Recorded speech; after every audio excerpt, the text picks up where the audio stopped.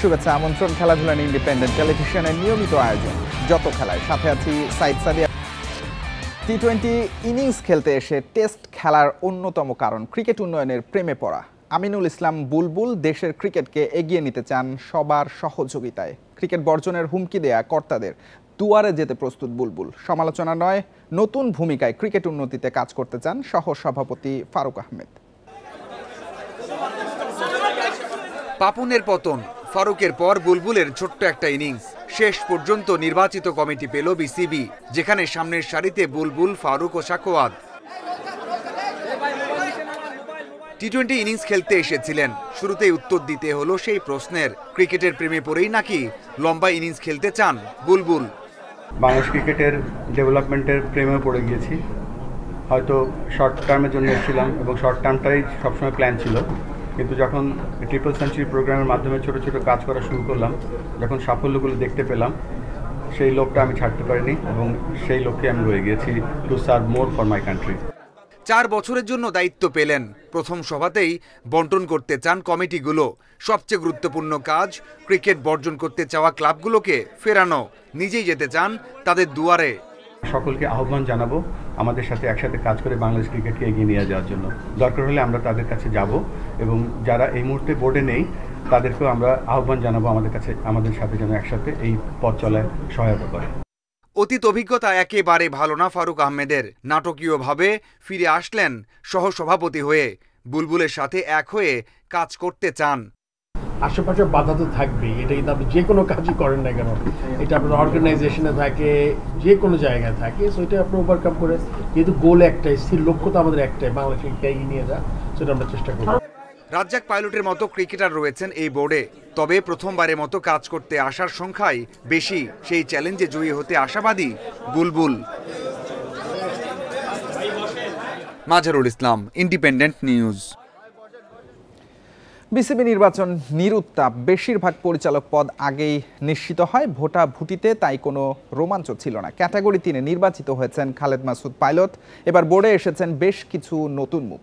Razzak, তানিমরা cricket উন্নয়নে এক হয়ে কাজ করতে মুখিয়ে।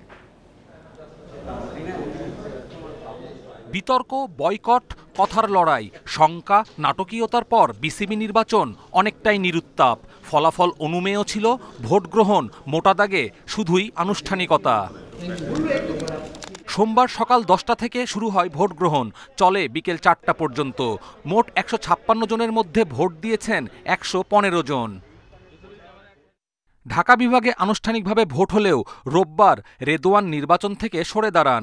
এই বিভাগে বিনা প্রতিদ্বন্দ্বিতায় নির্বাচিত আমিনুল ইসলাম বুলবুল ও নাজমুল আবেদিন ফাহিম দুজনেই পেয়েছেন 15টি করে ভোট। ক্যাটাগরি বিতে 17 জনের মধ্যে 12 জন পরিচালক নির্বাচিত। 76 ভোটের মধ্যে সর্বোচ্চ 42 ভোট পেয়েছেন সাবেক সভাপতি ফারুক আহমেদ। অন্য 2 ক্যাটাগরিতে প্রার্থিতা প্রত্যাহার ও বর্জনের ঘটনা ঘটলেও নির্বাচনের ময়দানে ছিলেন ক্যাটাগরি সি এর 2 প্রার্থী দেবব্রত পাল ও খালেদ মাসুদ। ভোটে 35-7 ব্যবধানে জয়ী সাবেক অধিনায়ক পাইলট, যদিও আনুষ্ঠানিক ফল ঘোষণার আগেই তা প্রত্যাখ্যান করেন দেবব্রত। 10 জন, 2-এ 12 জন, এনএসসি থেকে 2 জন, 24 জন। ক্যাটাগরি 1-এর রেজাল্টটাও তারা এভাবে নির্বাচনটা অনুষ্ঠিত করলেন। কাজেই নির্বাচন তো অবশ্যই কোনো খারাপ জিনিস তো গ্রহণ করার উপায় থাকে না। রংপুর বিভাগ থেকে নির্বাচিত হাসানুজ্জামান। চট্টগ্রাম, খুলনা, সিলেট ও বরিশালে আগে থেকেই বিনা প্রতিদ্বন্দ্বিতায় নির্বাচিত হন 6 জন। আলোচিত নাম সাবেক ক্রিকেটার ও নির্বাচক আব্দুর রাজ্জাক ও কণ্ঠশিল্পী আসিফ আকবর। পরিচালক পদে এবার নতুন মুখের ছড়াছড়ি। অবশ্যই ইনশাল্লাহ, বিকজ এটা আমার এথিক, তো আমার এথিক আসলে চেঞ্জ হওয়ার চান্স খুবই কম। ইনশাল্লাহ দোয়া করবেন আপনারা, অবশ্যই যে ভালো কাজ করার জন্য আমি চেষ্টা করব আর কি। কেউ না কেউ তো সবসময় প্রথমবারের জন্য এসেছি, সো এই আশা থেকে আমরা চেষ্টা করব যে আমরা ভালো মতো কাজ করি এবং আমরা সবাই বেস্ট এফর্ট দিয়ে। আমার কাছে মনে হয় এভরিবডি যারা সিলেক্টেড হয়েছে হ্যাজ এনাফ ট্যালেন্ট এই ক্রিকেট বোর্ডকে চালানোর জন্য। ক্লাব যারা ওই পক্ষ থেকে যারা আসেন না, এই ক্লাবের পক্ষ থেকে, তারা থাকলে ভালো হতো। সবাই মিলে আরও ভালো একটা নির্বাচন আমরা দেখতে পেতাম। জাতীয় ক্রীড়া পরিষদের মনোনীত পরিচালক ইসফাক আহসান ও ইয়াসির মোহাম্মদ দুজনই পেশায় ব্যবসায়ী। আমরা ক্রীড়া পরিষদ থেকে 2 জনের মনোনয়ন পেয়েছি, জনাব এম ইসহাক আহসান এবং জনাব ইয়াসির মোহাম্মদ ফয়সাল আশিক। কপিল পাল, ইন্ডিপেন্ডেন্ট নিউজ। আফগানিস্তানকে হোয়াইট ওয়াশ দলীয় সমন্বয়ের ফল, কৃতিত্ব পুরো দলকেই দিয়েছেন জাকের আলী। 3 ডিপার্টমেন্টেই লড়াকু মানসিকতার প্রশংসা করেছেন। সাইফের ঝোড়ো ব্যাটিং, সোহানের প্রত্যাবর্তন আশা জাগানিয়া। টি-20 বিশ্বকাপের আগে 2 সিরিজ ঘাটতি পুষিয়ে নেওয়ার সুযোগ মনে করেন জাকের। এবার আর সহজ ম্যাচ কঠিন করে নয়, বরং কোনো শঙ্কা ছাড়াই 12 বল হাতে রেখে 6 উইকেটের জয়। প্রথমবার আফগানিস্তানকে হোয়াইট ওয়াশের আনন্দ, দলের জন্য যা বড় অর্জন বলছেন টাইগার অধিনায়ক জাকের আলী।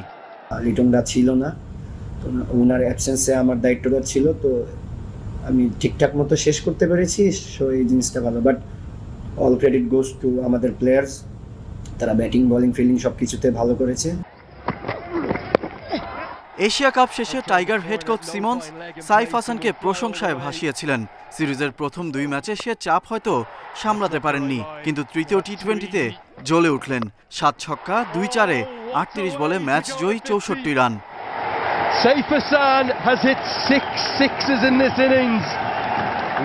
সিরিজ জুড়ে দারুণ করেছেন নুরুল হাসান। ফিনিশার রোলে সফল টাইগার উইকেটকিপার ব্যাটার। প্রথম ম্যাচে 23, পরের ম্যাচে 31 রান করে গেম চেঞ্জার অ্যাওয়ার্ড ঝুলিতে পুরেছেন। তৃতীয় টি-20তে 10 রান, সব ম্যাচেই আনবিটেন। নাসুম রিশাদ স্পিন জুটি সিরিজ জয় বড় ভূমিকা রেখেছে। পরিস্থিতি বুঝে ব্রেক থ্রু এনে দিয়েছেন। অন্যদিকে সুযোগ পেয়ে দুর্দান্ত বোলিং সাইফুদ্দিনের। 3 ওভার বল করে 15 রান খরচায় 3 উইকেট শিকার। প্রাপ্তির এই সিরিজে আছে হতাশাও। প্রথম 2 ম্যাচে দেখা গেছে ব্যাটিং ধস। প্রথম টি-20তে 2 ওপেনার ইমন তানজিদের ব্যাটে হাফ সেঞ্চুরি, পরে ছন্দ ধরে রাখতে পারেননি। জাকেরের ব্যাটিং নিয়ে সমালোচনা কম হয়নি। ওয়ার্ল্ড কাপের আগে আরো 6টা টি-20 ম্যাচ আছে, তো ওই রকম ভাবেই পরিকল্পনা সাজানো হচ্ছে, কিভাবে প্লেয়াররা রেডি হতে পারে, কিভাবে আরো সবার নিজের পারফরমেন্সটা পেতে পারে এবং সবাই রেডি হতে পারে। আফগানদের বিপক্ষে ওয়ানডে সিরিজ শুরু 8 অক্টোবর। ভালো পারফর্ম করা খেলোয়াড়রা ধারাবাহিকতা রাখতে চাইবেন। অফ ফর্মে থাকা ক্রিকেটারদের ছন্দে ফেরার অপেক্ষায় থাকবে টাইগার ভক্তরা। Galib Hasan, independent news. নারী ওডিআই বিশ্বকাপে নিজেদের দ্বিতীয় ম্যাচে কাল 4 বারের চ্যাম্পিয়ন ইংল্যান্ডের মুখোমুখি হবে বাংলাদেশ। গৌহাটিতে ম্যাচ শুরু বাংলাদেশ সময় বেলা 3:30টায়।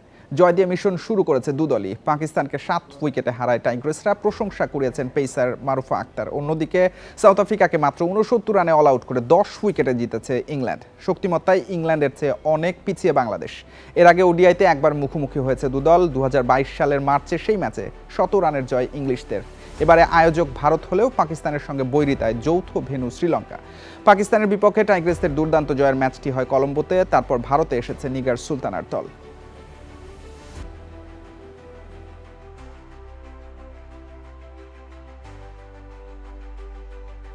কনফিডেন্ট দেখাচ্ছে প্লেয়ারদেরকে, যেটা আমাদের খুব দরকার ছিল।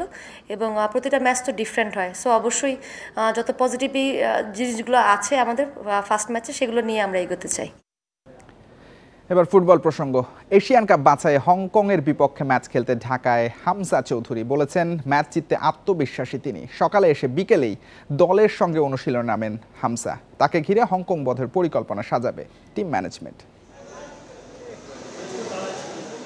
হামজা চৌধুরী আবারও ঢাকায়। বিমানবন্দরে তাকে নিয়ে উন্মাদনা, গণমাধ্যম কর্মী, ভক্তদের ভিড়। বিনয়ী হামজা সবাইকে শুভেচ্ছা জানিয়ে বিমানবন্দর থেকে যান টিম হোটেলে। খুব ভালো লাগছে। দুটো ম্যাচে জিতবে ইনশাআল্লাহ। ইনশাআল্লাহ ইনশাআল্লাহ। কেমন লাগছে এবার আপনি ক্যাপ্টেন্সির দায়িত্ব পালন করেছেন লেস্টারে? জি খুব ভালো লাগছে। সেখানে কোচ সতীর্থরা তাকে বরণ করে নেন। সংক্ষিপ্ত বার্তায় হামজা জানান হংকং ম্যাচ জিততে মুখিয়ে। আসসালামু আলাইকুম। সেফলি আইএফএসসি ইনশাআল্লাহ আমরা সাকসেসফুল ক্যাম্প হইব। 9 তারিখ আমরা হংকং এর সঙ্গে ন্যাশনাল স্টেডিয়ামে খেলবো। ইনশাআল্লাহ সবাই আমরা সাপোর্ট দেব। সুন্দর বন্ডিং, এই বন্ডিংটাকে আমরা আসলে এই টাইমিংয়ের ব্যাপারটার জন্য অনেক সময় আমরা ফিল করি যে লাস্ট টাইমেও কিন্তু সমিতি এসে বাইরে ওয়ার্ম আপ করেছে, একটা এত দূরের থেকে আসা। তো আমি মনে করি যে আমার এটা হলো যে সমিতি এসে যেন খেলার অবস্থায় থাকতে পারে, সেইটাই আমি চাচ্ছি। হংকং ম্যাচের আগে হাতে সময় কম। সকালে এসে ভ্রমণ ক্লান্তি উপেক্ষা করে এবারও বিকেলেই অনুশীলনে নামেন হামজা। সবার আগ্রহ তাকে ঘিরে। জায়ান ফাহমিদুলদের সঙ্গে আলাপ হয়। এরপর ওয়ার্ম আপ পর্ব। হামজার আগমনে সতীর্থদের মধ্যে অন্যরকম আমেজ।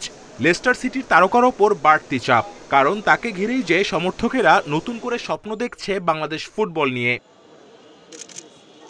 মঙ্গলবার আসছেন কানাডা প্রবাসী ফুটবলার সমিত সোম। বুধবার পুরো দল নিয়ে অনুশীলন সারবেন কোচ কাবরেরা। পরদিন জাতীয় স্টেডিয়ামে হংকংয়ের বিপক্ষে টিকে থাকার লড়াই। Kamrul Hasnat, independent news, Dhaka. NCL টি20তে লো স্কোরিং ম্যাচে ঢাকা মেট্রোকে 3 উইকেটে হারিয়েছে রংপুর। 91 রানের টার্গেটে বিপর্যয়ের পরও 11 ওভারে টপকে যায় রংপুর। ব্যাটিং ব্যর্থতায় 8 উইকেটে মাত্র 90 রান তোলে ঢাকা মেট্রো। রবিন করেন সর্বোচ্চ 20 রান। 5 ব্যাটার ফিরেছেন এক অঙ্কে। হাসিম, রাফি ও জাভেদ নেন 2টি করে উইকেট। ছোট টার্গেট হলেও রংপুরের 7 উইকেট নিয়ে ম্যাচ জমিয়েছিল ঢাকা মেট্রো। আকবরের 17 আর জাভেদের 26 রানে জয় অবদান রাখে। এর আগে বরিশাল রাজশাহীর ম্যাচ বৃষ্টির কারণে পরিত্যক্ত হয়। আগে ব্যাটিংয়ে নেমে 18 ওভারে 140 করে বরিশাল। জবাবে রাজশাহী 1 উইকেটে 17 তোলার পর বৃষ্টিতে আর খেলা সম্ভব হয়নি। And that should be the winning runs. It will go away for 4. Abu Hashim hits the winning runs and Rangpur win this match by big ব্যাশে খেলতে বিসিবি থেকে অনাপত্তিপত্র পেলেন রিশাদ হোসেন। হোভার্ড হারিকেন্সের হয়ে খেলবেন টাইগার তারকা। 14 ডিসেম্বর থেকে শুরু হবে বিগ ব্যাশ। গত মৌসুমেও একই দলে ছিলেন রিশাদ। বোর্ড থেকে অনাপত্তিপত্র না পাওয়ায় যাওয়া হয়নি তার। বিগ ব্যাশের এই দলে হেড অফ স্ট্র্যাটেজির দায়িত্বে কিংবদন্তি রিকি পন্টিং, তার সঙ্গে কাজ করতে মুখিয়ে আছেন রিশাদ। এর আগে পাকিস্তান সুপার লিগ পিএসএল-এ খেলেছেন টাইগার লেগ স্পিনার। সবশেষ আফগানিস্তানের বিপক্ষে 3 টি20তে 5 উইকেট শিকার করেন তিনি। এদিকে ডিসেম্বর-জানুয়ারিতে অনুষ্ঠেয় বিপিএল-এ খেলা হবে না রিশাদের। বোলিং ও মাইন্ডসেটের উন্নতির জন্য অস্ট্রেলিয়ান লিগকেই সেরা মানছেন তিনি।